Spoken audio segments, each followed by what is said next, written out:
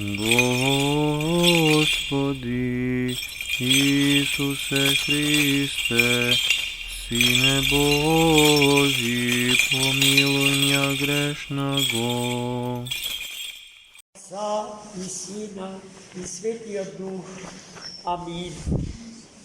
Возлюбени во Христа Бога, браті і сестри, денеска Светата Църква Божия я завършува втората подготвителна седмица за Великиот Пасхален пост. Во оваа седмица Светата Църква Божия не соочува со великиот и страшен суд Господе.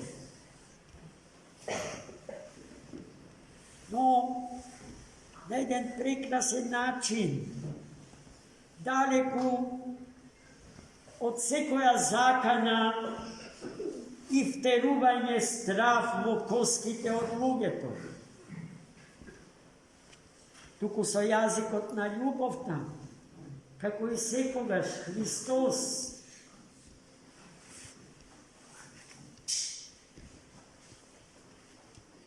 во форма на невидена благост со употреба на јазикот на приказката, на параболата, не се очува со тој ден, на кој што ни еден од луѓето не ке може да му побегна.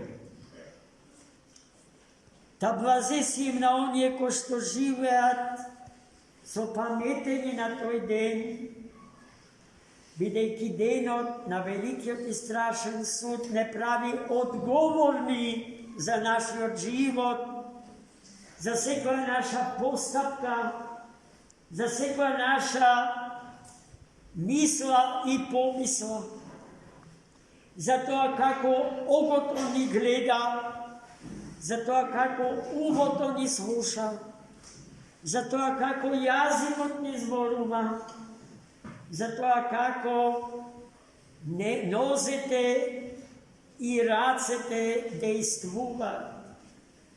За се ке треба да се положи рачун пред животодавецот наш и нашиот Спасител.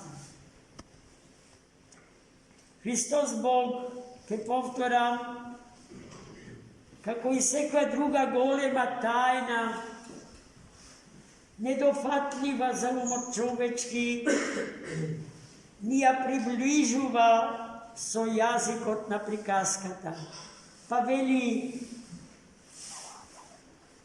царот на славата, господарот на животот и на светов, налик на пастир, ке ги собере сите народи околу себе во тој ден.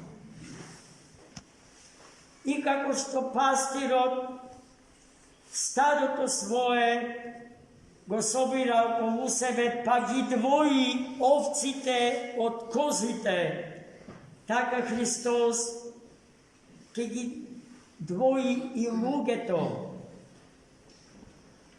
И пазите, ниту според еден социолошки параметар, според кој што сега ние овде во овој свет се делиме меѓу себе. Од десната страна пастирот ги става овците, а од левата своја страна козите. Така и царот на славата. Луѓето кои што ја почитуваат и ја исполнуваат волјата Божија за нив, ке ги стави од десната своја страна како свети и праведни, а луѓето кои што ја погазуваат волјата Божија за нив во името на собствената волја, во името на собствените кефови, во името на собствените прекуси, видици и визии за човекот и за светот, налик на козите, ќе ги стави од својата лева страна. И потоа ќе ги повика првите да влезат во незаодното царство на живиот троичен Бог, бидејќи кога бев гладен ме нахранивте, кога бев жеден ме напоивте, кога бев гол ме облековте, кога бев бос ме обувте, кога бев странец ме примивте, кога бев болен ме посетивте, кога бев во затвор ме посетивте. Праведните од десната страна на Христа ќе му го постават прашањето: а кога се случи, Господи, да те нахраниме кога си бил гладен, да те облечиме кога си бил гол, да те напоиме кога си бил жеден, да те примиме кога си бил странец, да те посетиме кога си бил болен, да те посетиме кога си бил во затвор. И гледајте сега Христос како им одговара на праведните. Тој дава одговор така што себе самиот целосно се идентификува со најмалечкиот меѓу нас. Тогаш, вели Христос, кога на еден од најмалечките меѓу вас сте го нахраниле кога бил гладен, сте го напоиле кога бил жеден, сте го облекле кога бил гол, сте го обуле кога бил бос, сте го примиле кога бил странец, сте го посетиле во болница кога бил болен и во затвор кога бил затворен. Потоа ќе им се обрне на луѓето од неговата лева страна и ќе ги оттурни од себе си, нарекувајќи ги проклети заради своеволието, заради загубата на вечните хоризонти во својот живот, заради загубата на смислата на животот и постоењето во светов детерминиран од времето и простор. И ќе ја стави забелешката спротивна од онаа што на првите им ја кажа, дека тие не покажале ниту милост, ниту љубов да го нахранат кога бил гладен, да го напоат кога бил жеден и така натаму. А тогаш и тие ќе го прашаат Христа: а Господи, а кога не сме те примиле кога си дошол како странец, кога не сме те посетиле кога си бил болен и така натаму. А Христос повторно, со употреба на методот на идентификација со најмалечкиот меѓу нас, најслабиот, најзаборавениот, најистурканиот, најпонижениот од нас, ќе им каже: тогаш кога него сето тоа не му го направивте, мене не ми го направивте. И затоа, браќи и сестри, овој ден Господ го благословува да почнеме малку да се бавиме со себе си однатре, да престанеме да се бавиме со другите околу нас, да им судиме и да им пресудуваме. Туку тоа што го правиме со другите, да го направиме со себе си да се исполни тоа што свети Серафим Саровски на едно место го вели. Осуди се себе самиот, за Господ да не те осуди. И така, испитувајќи го нашиот внатрешен живот и се што од него произлегува, одговорно да го живееме животот во овој свет.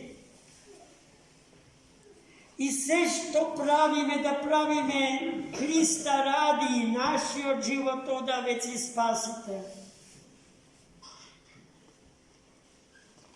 Бидејќи мнози намислат дека овој живот за своја последна станица ги има градските гробишта.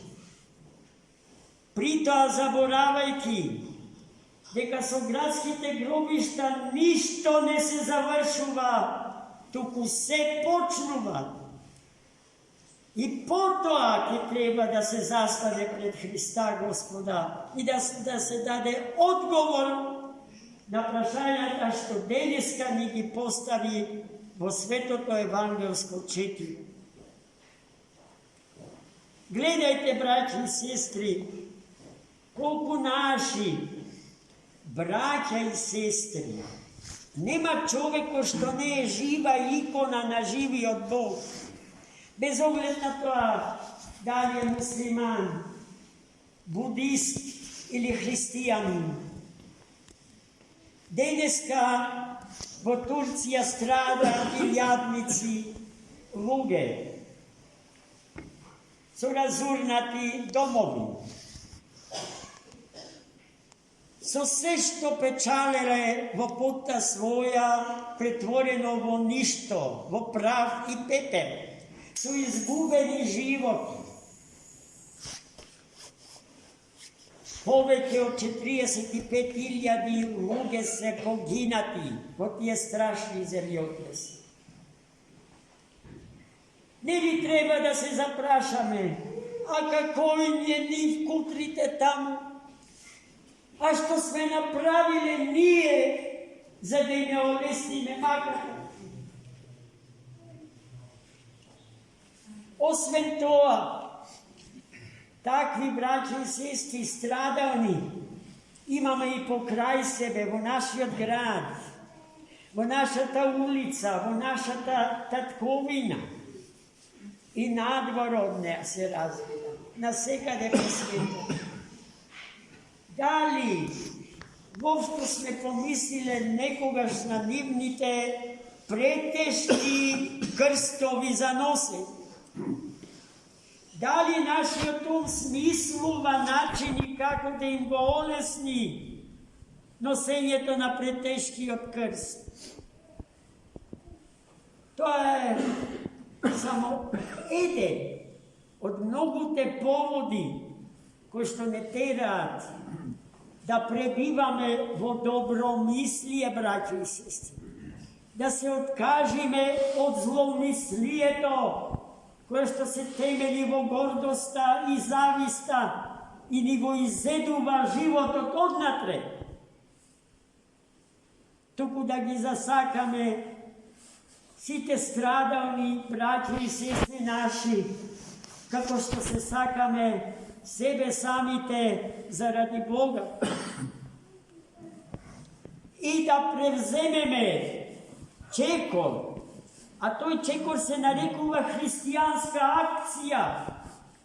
Сме или не сме христијани по живот и на дело? Тоа е тоа што треба да се покаже сега и во секој ден од нашиот живот. Амин.